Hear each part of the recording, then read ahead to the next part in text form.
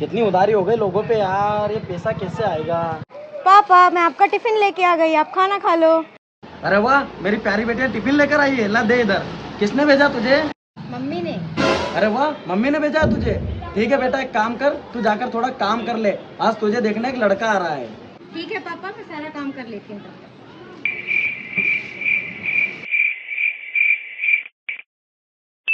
अरे लगता है लड़का आ गया। अरे आओ बेटा आओ। पिताजी राम राम। अरे बेटा, आने में कोई तकलीफ तो नहीं हुई? नहीं पिताजी, कोई दिक्कत नहीं हुई आने में, आप भी बैठ जाइए। अरे मैं तो बैठ जाऊंगा, अपने तो घर की बात है। अच्छा बेटा, घर पर मम्मी पापा सब कैसे हैं? पिताजी घर पे सब ठीक है, खैर बातें तो होती रहेगी, आप लड़की को बुला लीजिए, मैं देख लेता हूँ। अच्छा अच्छा, आपको जल्दी हो रही है, ठीक है मैं बेटा को बुला लेता हूँ। अरे बेटा माही, सुनती हो? जरा इधर आना। जी पापा, बुलाया आपने? अरे हाँ बेटा, हाँ बैठ मेरे पास, बैठ जा। देख ये लड़का तुझे देखने आया है। पिताजी अब आपके सामने मैं क्या बात करूं, अगर आप बुरा ना मानो तो माही को बाहर ले जाकर 2 मिनट बात कर लो क्या? अरे हाँ बेटा, आजकल तो जमाना ही ऐसा हो गया है, मैं क्या बोलने वाला बीच में। एक काम करो, माही को बाहर ले जाकर बात कर लो। जाओ बेटा माही।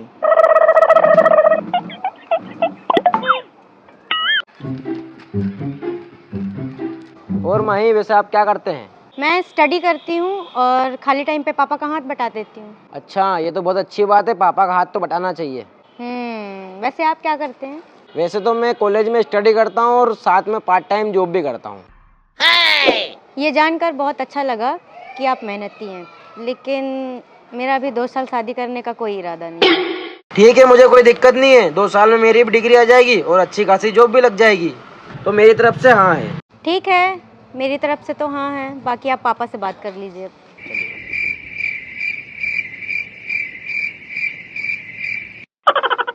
तो बेटा आप दोनों की बात हो गई, तो मैं क्या ये रिश्ता पक्का समझूं? पिताजी लड़की तो मुझे अच्छी लगी है, मेरी तरफ से तो डन है। तो आपकी तरफ से हाँ है तो फिर दहेज की बात हो जाए। देखो पिताजी, दहेज के लिए तो हम बहुत खिलाफ है, ना हम दहेज देते हैं ना दहेज लेते हैं। वाह, कितनी अच्छी सोच है आजकल की युवा पीढ़ी की। बेटा मुझे तुम्हारी सोच पर बड़ा गर्व है। वैसे पिताजी आपकी लड़की जमीन पे तो सो जाएगी ना, क्योंकि हम तो जमीन से जुड़े हुए लोग हैं और हमारी शुरू से आदत जमीन पे सोने की। नहीं पापा, मुझे तो जमीन में सोने की आदत नहीं है। ठीक है भैया, एक काम करो, मैं एक डबल बेड का व्यवस्था करवा देता हूँ आपके लिए, क्योंकि हमारी लड़की को जमीन पर सोने की आदत नहीं है। ठीक है ठीक है ठीक है।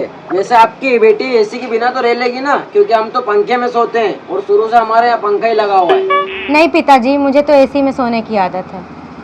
ठीक है दामाद जी, एक काम करो, मैं एक एसी की व्यवस्था भी करवा दूंगा, फिर तो खुश है ना आप? ठीक है पिताजी, अगर आप दे रहे हैं तो मैं मना नहीं कर सकता हूँ, वैसे तो हम खानदानी लोग हैं और दहेज के सख्त खिलाफ हैं। अरे कोई बात नहीं बेटा, इतना तो मेरी बेटी के लिए चलता है, कोई बात नहीं। ठीक है पिताजी, वैसे भी हम कहीं रिश्तेदारी में जाते हैं तो रिक्शे से जाते हैं। अभी 15 दिन पहले मेरी मम्मी को लेकर मैं झांसी गया था, तो रिक्शे में बैठ के उनकी रीढ़ की हड्डी खसक गई थी। तो अगर आपकी बेटी को कोई तकलीफ नहीं हो तो देख लो अपना आपस में। नहीं पिताजी, मुझे रिक्शे में बैठने की आदत नहीं है। ठीक है बेटा, ठीक है दामाद जी, वैसे तो मेरी बेटी को रिक्शा में बैठने की आदत नहीं है, पर मेरी बेटी के लिए मैं एक 4 व्हीलर कार दे दूंगा, ठीक है? ठीक है, अगर लिख ही रहे हो तो थार लिख लेना, बाकी तो आपकी इच्छा। चलो कोई दिक्कत नहीं, थार ही लिख देता हूँ। चलो वैसे अगर आपने कार लिखी दी है तो पिताजी, मेरा जो मकान मालिक है वो बहुत खड़ूस है, अगर उसके घर के सामने गाड़ी खड़ी करो ना तो गाड़ी में कुछ ना कुछ नुकसान कर देता है। कोई बात नहीं बेटा, मैं आपके लिए एक फ्लैट बुक करवा देता हूँ। वैसे भी आज के जमाने में खुद का मकान होना बहुत जरूरी है। अभी लिख लेता हूँ, 3 BHK लिख लेना। तो क्या बेटा ये रिश्ता मैं पक्का समझूं? ठीक है अंकल जी, मेरी तरफ से तो हाँ है, अगर आप कहो तो मेरे मम्मी पापा को कल लेके आ जाता हूँ आपके यहाँ। तो क्या ये रिश्ता मैं पक्का समझूं? देखा बेटा कितना होशियार है तेरा पापा, बिना दहेज के लड़का ढूंढ लिया। होगा कोई होशियार मेरी तरह इस दुनिया में तो बताना मुझे।